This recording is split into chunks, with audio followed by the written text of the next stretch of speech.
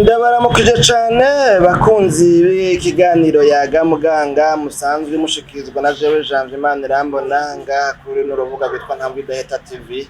Amagara meza, kugubwa neza, kururanirwa mu vyanyu no mu banyu aho muherereye n'ivyo ndabipfurije. Ndabaha ikaze muri kino kiganiro yaga muganga duteguriye ngaha nyene ku kazi, aha ni muri pharmacie Kaze Kinama. Turabaha ikaze muri ino pharmacie iri hakurya y'ishengero ry'abatemu de Jehova ngaha mu Kinama kw'ibarabara ry'icumi kuri kote ya quartier Muyinga. Ni mu micungura rero bivuga ngo ni kuri Niweva Vista bisigura ngo Nouvelle Vie canke ni mu micungura rero yaho bita ngo ni kuri Ave Maria. Ibintu nyene nk'ibyo nari kuvuga mbere ngo hirya gatoya hariho ikibanza gisanzwe kimenyerewe cyane bavuga ngo ni kuri malaria. None rero ubuheruka twarabiye hamwe igice ca mbere c'ikiganiro cacu turiko turavuga ku ndwara zo mu mutwe, hanyuma rero twarabiye hamwe imigwi 6 y'indwara zo mu mutwe, turaba indangurakintu idusigurira buri mugwi wose w'indwara, turabira hamwe n'ibiharuro hirya no hino kw'isi vyerekana urugero iyo ndwara igezeko, abayirwaye uko boba bangana, ingene vyifashe. None rero nizera yuko umuntu yashoboye gukurikirana ico kiganiro yumvise iyo migwi ku buryo ashobora gutahura ngo wa murwayi mporambona arwaye iyi ndwara mu buryo ubu ari muri uno mugwi w'iyi ndwara. Kubera indwara zo mu mutwe twabonye ko ziri mu migwi 6 mikuru niyo twarabiye hamwe, turabira hamwe novuga ngo n'ibimenyetso byerekana iyo ndwara ingene iba imeze. None rero mu kiganiro yaga muganga cacu cuno munsi, mwebwe mbere abo tugire ko mwebwe mutakira ico kiganiro murakirondera mu kirabe ngaha nyene kuri runo rubuga twakirabiye hamwe ubuheruka, mugikurikirana muzobona indwara zo mu mutwe igice ca mbere, murabe ivyo twashoboye kuvugana muri ico kiganiro. Abatari yabonesha mwiyaboneshe, mwiyandikishe muri ino shuri ryacu, turabira hamwe ivy'amagara y'abantu, mufyonde kuri sabone canke subscribe kugira ngo mwemeze kuri iyo nkengere canke se kuri iyo nzogera, mwemeze yuko mwifuza ko ama notification y'ibiganiro byacu byose byoza birabashikira, gutyo nta kiganiro na kimwe kidosubira kubacika muri bino biganiro byacu byose dusanzwe dushikiriza. None rero turagarutse kugira ngo rero duce dusangira ikiganiro cacu ca kabiri cuno munsi, tugomba kurabira hamwe ivyo twita ngo ni ama facteur de risque. Turabe ibintu bishobora gutuma umuntu yogwara izo ndwara. Kuvuga iyo ivyo bintu bimeze gutyo bitwita ngo na facteur de risque, byerekana ngo iyo umuntu ari mu bintu nk'ibi, iyo umuntu ameze gutyo, iyo umuntu akunda kuba ahantu hameze gutyo, ico kintu ni kintu gishobora gutuma aba yorwara iyo ndwara. Mayani majambo tugomba kuvuga ngo uyo muntu natari vyiza bitagiye kuvuga muri iyo mvugo, tugomba kuvuga ko uyo muntu aba ari umukandida kuri iyo ndwara, aba ari umuntu iyo ndwara iyo bica hose bitebe bitebuka ashobora kurwara iyo ndwara. Aya mafacteur de risque tugomba turabire hamwe n'amafacteur de risque ane, hama duce turaba ico twakwita ngo ni impact et conséquence. Turaraba mbega ibyo zihungabanya bimeze gute, ingaruka mbi z'izi ndwara zo mu mutwe. Naho nyine turabira hamwe ibintu bine kumbure tuzohabire turaba yuko twogirana twogaruka mu gice ca gatatu, umwanya uko doshishikana kutwemerera cyangwa se kudukundira. Tuba twifuza kubashikiriza kumbure ikiganiro mugabo kitamara umwanya muremure ngo bihave bishikana usange mugizene murambiwe. Ngaha rero ivyo bavuga ngo na facteur de risque, ku buryo iyo bibaye ku muntu ushobora gusanga kumbure iyo ari muri uyo mugwi akwiye kumenya yuko aho hana ashobora kurwara izo ndwara. Ni bijanye ngaha nk'ubu we cyo mfise ngatambe ngavuga ngo le genre, le lieu de résidence et le statut marital sont des facteurs significativement associés à l'apparition de troubles mentaux.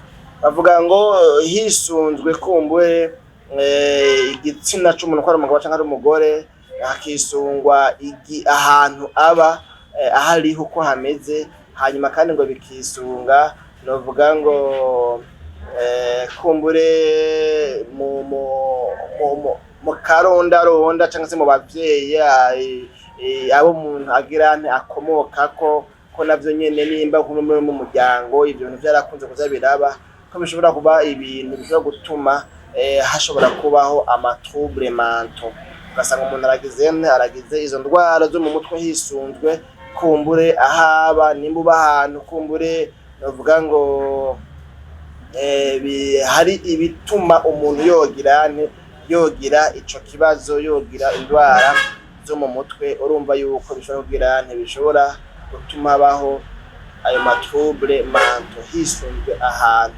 Hariho ahantu usanga ari agacume ngo kiziziwe n'amakomportema, inyifato zimwe zituma habaho ibintu mwene ivyo. Nk'akarorero nk'abantu baba ahantu hanyobwa urumogi cane, kugira ngo habeho uboneka abantu barwaye ingwara zo mu mutwe. Urumva ni ngombwa kugira ngo umuntu ashobore kuba yobona abarwaye ingwara zo mu mutwe benshi muri ico gihe ni ngoma. None nk'ahantu habaye dufate nka genocide, hapfuye abantu benshi, abasigaye byanse ko biyakira ko byababaye, ko nabo urumva yuko bishoboka yuko bashobora kurwara izo ndwara zo mu mutwe. Aho umuntu uzeye ugira kabiri werekana ama facteurs de risque, bimwe mu bituma umuntu ashobora kuba yorwara izo ndwara zo mu mutwe. Nico bavuga ngo les zones de conflit sont associées à une prévalence élevée de troubles mentaux avec une personne sur 5 touchés. Muravyumva bavuga ngo ngaha abantu baba ngo mu turere tugwiriyemwo urwimo, uturere tugwiriyemwo intambara, uturere turimwo novuga ngo ingwano, uturere ngo natwe nyene ngo turagwiramwo cane abantu bagwara ingwara zo mu mutwe. Kubera iki none bagwiramo? Ni kubera yuko murabizi ahabaye intambara harabaho guhomba ibyo wari ufise, harabaho gusubira inyuma muri business, ibyawe bigasahurwa, ibyawe bigasha, ibyawe bigaturirwa, ibyawe bikononekara, harabaho kubura abawe, harabaho kubura ibintu, imodoka zigasha, imodoka zikibwa, inzu zikabomogwa, zigasamburwa, zigaturirwa.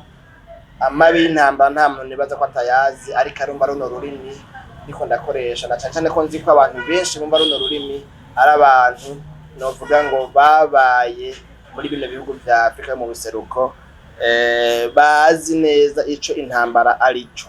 Nuko rero birumvikana yuko kuba ahantu hakunda kuba intambara canke habaye intambara canke hari intambara, hari urwimo, hari ubwicanyi, ico ni kimwe mu bintu bishobora gutuma abantu benshi bagwara indwara zo mu mutwe, ni facteur de risque.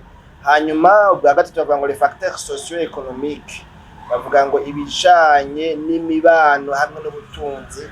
Ivyo navyo bagomba kuvugamo ngo ubukene usanga bwugarije abantu.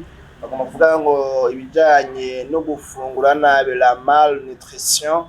Bagomba kuvugamo kandi n'ibijanye ngo violence, kuborezwa igufa, kurenganywa, guhonyangirwa agateka, canke ihonyangwa ry'agateka kazina muntu, ibintu nyene nk'ivyo, guhohoterwa, gufatwa ku nguvu. Muravyumva ivyo byose ngo birashobora gutuma habaho izo ndwara zo mu mutwe.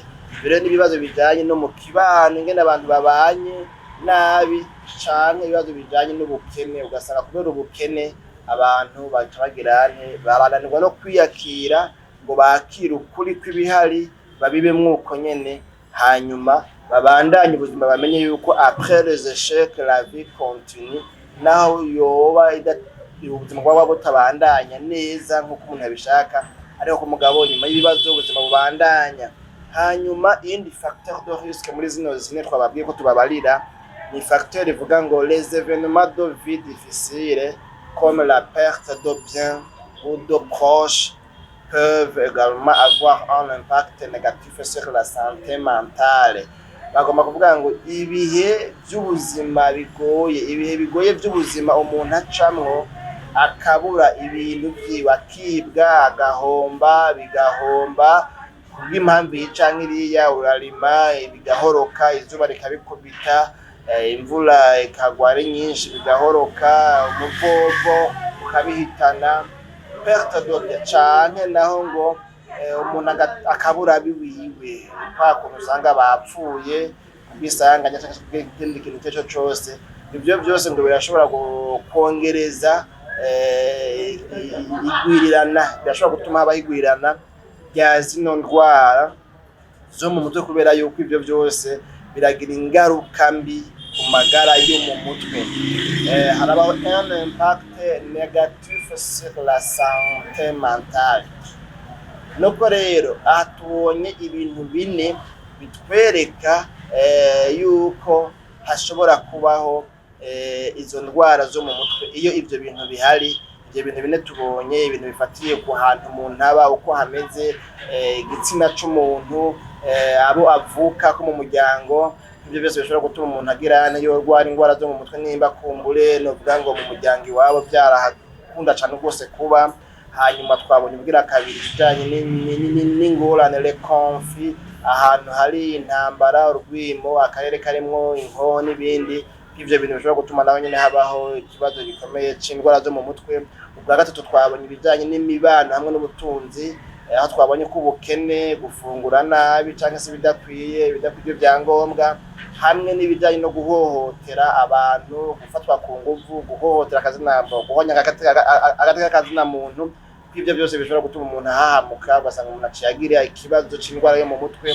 Tubonye ubwa kane aribwo bwa nyuma muri bino bijanye n'amafacteur de risque, yuko ibijanye n'ihindagurika ry'ibihe bigoye biba mu buzima bw'umuntu, ko navyo nyene bishobora gutuma umuntu arwara indwara zo mu mutwe. Naho tubonye iyo wahomvye canke watakaje ibintu vyawe, iyo wahomvye canke wabuze abawe, ivyo byose bishobora gutuma ugira ikibazo c'indwara zo mu mutwe. Ubu rero twaguma turabire hamwe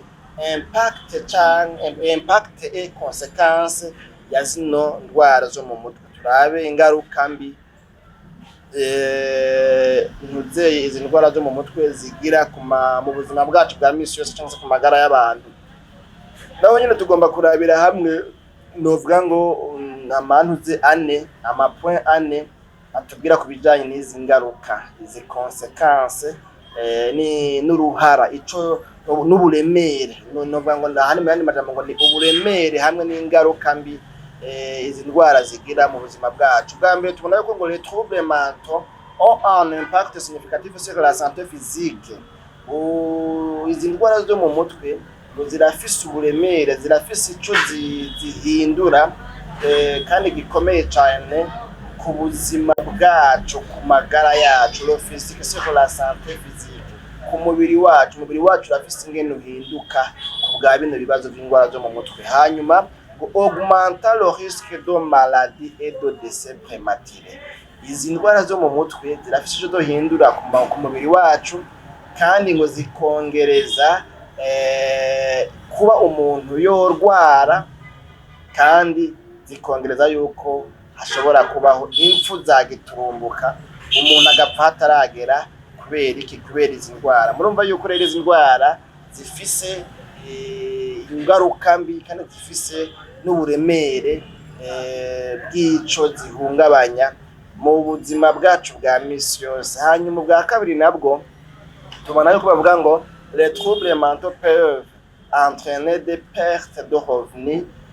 Bavuga izi ndwara zo mu mutwe ngo zirashobora kugira ni guhungabanya cyangwa se zirashobora gutuma habaho uruhombo mu by'ubutunzi, ama business, ubudandazo bw'ibyo dukora mu buzima bwacu bwa misi yose. Byashobora gutuma duhomba kubera ko mu mutwe ibintu bitameze neza, ibintu byahuraguye. Hanyuma kandi des difficultés à travailler. Izi ndwara zo mu mutwe nazo nyine kandi ngo zirashobora kugira na gutuma habaho uko kunanirwa gukora, bikatugora gukora ibikorwa byacu bya misi yose, kubera yuko nyine mu mutwe urumva bidakora neza, ntibikora neza, mu mutwe atameze neza, ntihameze neza, bica bikugora gukora neza ibikorwa byawe bya misi yose. Et à contribuer à la société. Kandi izi ndwara zo mu mutwe zirashobora gutuma binatugora kugira ico duterereye mu iterambere ry'igihugu, iterambere ry'imiryango yacu, iterambere ry'igihugu, na yambona kazoza umuntu yarafise cyangwa yambona kazoza igihugu cyari gifise irahungabana iyo abantu benshi igihugu gifise bagwaye indwara zo mu mutwe. Nibaza ko ibi bintu byumvikana cyane, kandi murumva yuko ari ibintu bihambaye cyane kubiganira ko ni ngombwa umuntu akavyumva. Hanyuma tugenda rero twunguruza, dutera imbere, tuja imbere, turabira hamwe n'ibindi n'ibindi. Hanyuma bwa gatatu mu kurabira hamwe iyi impact na consequence ingaruka mbi hamwe n'uburemere bw'ico izi ndwara zo mu mutwe zigira ku magara yacu mu buzima bwacu. Bavuga ngo le suicide est la deuxième cause de décès chez les personnes âgées de 15 ans à 29 ans et est souvent lié à des troubles mentaux non traités.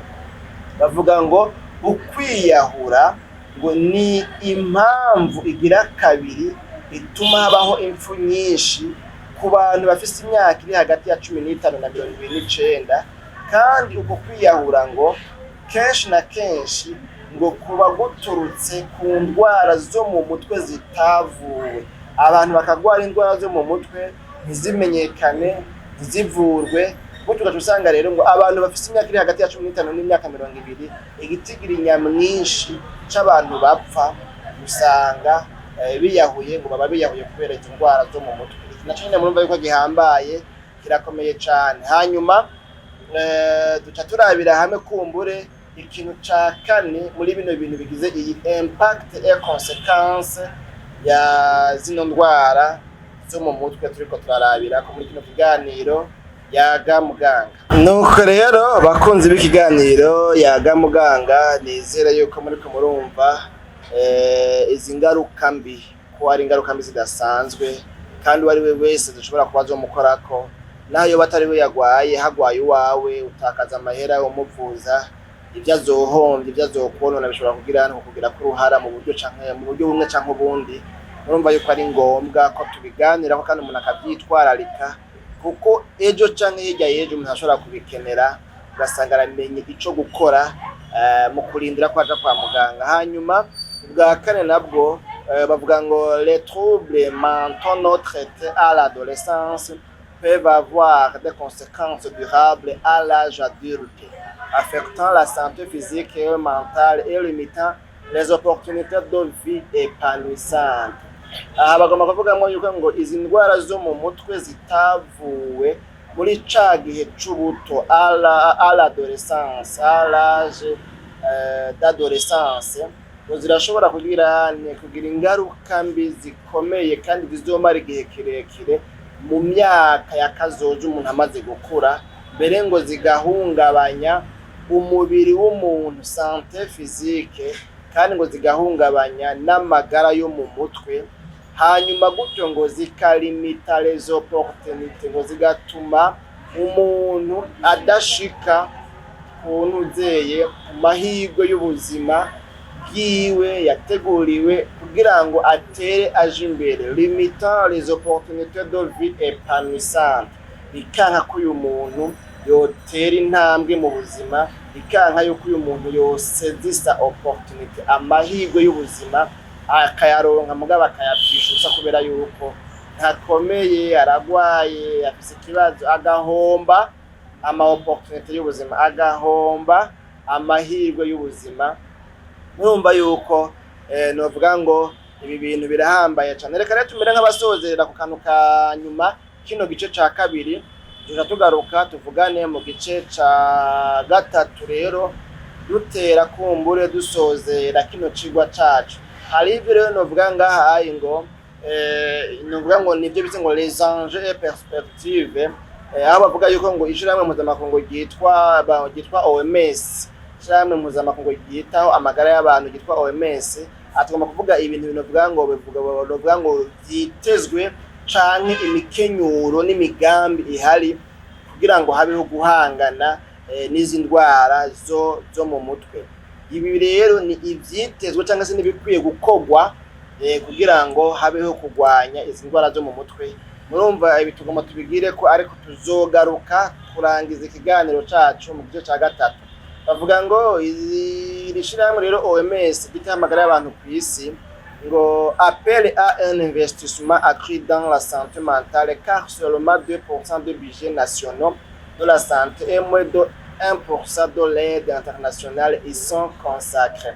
Bavuga ngo irishirahamwe mpuzamakungu ryitwa OMS gitamagara y'abantu ku isi OMS urihamagarira abantu n'ibihugu kugira ngo kongereza cane gushira uburyo, gutegekanya uburyo, ni kuvuga amafaranga ajejwe gufasha no kurwanya izi ndwara zo mu mutwe, ngo kubera yuko gushika isaha ngo uravye ngo mu bihugu bitandukanye ku isi usanga ngo amabije yabo yamahera igihugu gikoresha usanga bafashe ngo nk'ibice 2% gusa by'ayo mahera, akaba aribyo bashira ngo mu mugambi wo kurwanya indwara zo mu mutwe. Urumva ko ayo mahera ngo bari makeya, 2% by'amahera novuga ngo ajejwe kuzogwanya indwara zo mu mutwe. Bagaca bavuga kandi ngo baravye ngo zamfashanyo ibihugu bironka zivuye hanze, zivuye mu bafashanya nabo, mu bafatanya bikorwa nabo, urabona hariho aba partenaire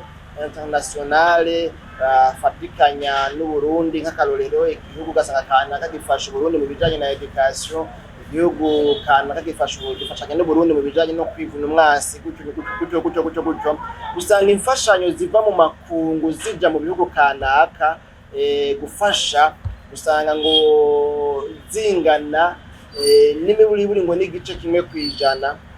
Ugasanga rero muri ico gihe yaba amahera ibihugu bitegekanya mu ntumbero yo kurwanya indwara zo mu mutwe, yaba amahera amashirahamwe n'ibindi bihugu biterera bigenzi vyavyo canke abafatanya bikorwa babo mu bijanye no kurwanya indwara zo mu mutwe, ugasanga ngo ntarenga 1%. Urumva ko ayo mahera ari makeya. Muri ico gihe rero bavuga ngo les problèmes de santé mentale sont souvent sous-diagnostiqués. Indwara zo mu mutwe kenshi na kenshi ziragora kumenyekana, ziragora kuja habona, abaganga ntibazimenya hakiri kare, sous-traité, kandi kubw'iyo mpamvu zigaca zibaho zitavuwe neza, ntizimenyekana ntivyoroha ko zimenyekana, kandi bitoroshe ko zimenyekana no kuvurwa ntivyoroha, en particulier chez les personnes âgées, cyane rero ngo mu bantu bakuze bageze mu zabukuru ho n'ibindi urumva ngo ibara ryaraguye. Hanyuma bwa gatatu muri bino twavuga ngo ama enjeux et perspectives, ngo les pays doivent adapter leur politique de santé pour faire face à cette urgence sanitaire. Ngaha bivugwa ngo ibihugu ngo bitegerezwa kugirane gushiraho novuga ngo ingingo, gushiraho amaprograme, gushiraho novuga ngo imigambi mu ntwaro zabyo, imigambi yo kurwanya izo ndwara zandukiye, bambe izo ndwara zo mu mutwe. Ibihugu bitegerezwa gushiraho ngo imigambi ijejwe kurwanya izo ndwara zo mu mutwe. Hanyuma bwa nyuma muri bino bintu by'ama enjeux et perspectives tubona yuko bavuga ngo la décentralisation des soins de santé mentale et leur intégration à tous les niveaux de soins sont des pistes à explorer pour améliorer l'accès aux soins. Bavuga ngo byoba byiza gusumba ngo hamwe ibihugu byofata ingendo ngo yo gukwiragiza amavuriro ajejwe kuvura abarwayi bo mu mutwe hirya no hino kugira ngo abantu biborohere kuronka aho bivuza, kuronka aho bajana abarwayi babo, kuronka aho novuga ngo baja kwisuzumisha, kugira ngo ntihabeho bya bintu usanga umengo intara yose nta kigo na kimwe gihari kijeje kuvura abantu bagwaye indwara zo mu mutwe. Muri ico gihe rero ngo udecentraliza, gukwiragiza hirya no hino amavuriro avurirwamwo abarwayi b'indwara zo mu mutwe, bakayakwiragiza hirya no hino mu gihugu, ngo vyoba ari bimwe mu bintu vyofasha kugira guhangana n'izo ndwara zo mu mutwe, gutyo zikamenyekana hakiri kare. Zimenyekanye hakiri kare, murazi ko bavuga ngo ibuye riserutse ntiriba ricica isuka. None rero bakunzi ba kino kiganiro Yaga Muganga, munyemerere tugarukirize ngaha, tuzogaruka rero mu gice ca kabiri. Ndabona hari ibindi bintu byiza cyane biryoshe tuzoca dusozererako kino cigwa cacu kivuga ku ndwara zo mu mutwe, hanyuma tuzoheze tubandanye no mu bindi biganiro. None rero tugarukirije, mwakoze cyane kudukurikirana, mwebwe mwabanye natwe muri kino kiganiro Yaga Muganga. Muri kino kiganiro cacu Yaga Muganga twarabiye hamwe ibyo bita ngo ni ama facteur de risque kuri izi ndwara zo mu mutwe. Twarabiye hamwe ibintu bishobora gutuma habaho izi ndwara zo mu mutwe. Iyo bihari haba hariho novuga ngo igitugiro nyamwinshi cy'uko umuntu ashobora kugira kugwara, haba hariho novuga ngo amageme mabi, malchance yo kuba umuntu yorwara. Twarabiye hamwe ibintu bine, hanyuma kandi twarabiye hamwe n'uburemere canke ingaruka mbi izi ndwara zifise novuga ngo mu kibano, muri societe, kuri twebwe no ku miryango yacu.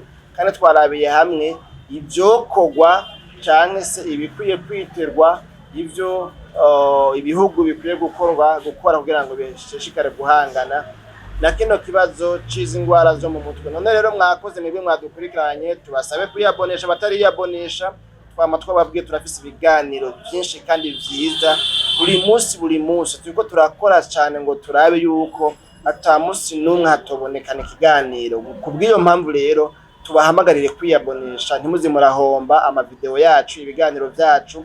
Imisi yose mu gatondo dufise ikiganiro cyitwa igitondo gishasha, ni ijambo ry'Imana, ni ijambo ry'umunsi, ni impamba y'umunsi, ni icayi cyo mu gatondo, ni petit déjeuner, ni breakfast kumbure, ibyo byose birakunda. Hanyuma dufise n'ikindi kiganiro yaga muganga, arico ciki tubayagiye ko turafise n'ikiganiro cyitwa utuntu n'utundi, tuvugiramwo ibijyanye n'impanuro rusange zindi atari impaka ngo zibe zerekeye amagara y'abantu.